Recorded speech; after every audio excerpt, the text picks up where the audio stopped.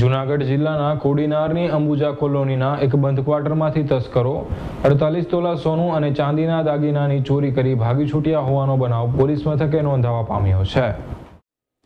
જૂનાગઢ જિલ્લાના કોડીનાર નજીક આવેલ અંબુજા સિમેન્ટ ફેક્ટરીમાં નોકરી કરતા સિદ્ધાર્થ પટેલ કંપનીની ન્યૂ નોર્થ કોલોની ક્વાર્ટરમાં રહે છે અને સિદ્ધાર્થ પટેલના પરિવારજનો રાજકોટ ગયા હોય તેમના બંધ ક્વાર્ટરને રાત્રિના સમયે તસ્કરોએ નિશાન બનાવ્યો હતો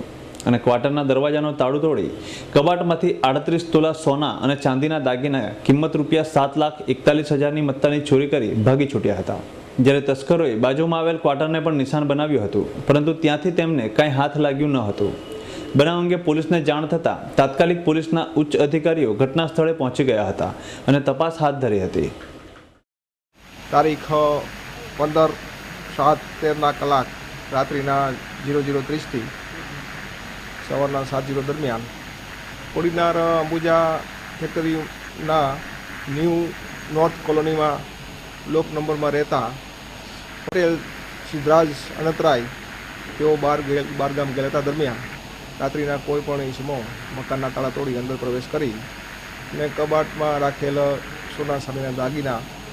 વજન તોલા 36 તથા ચાંદીના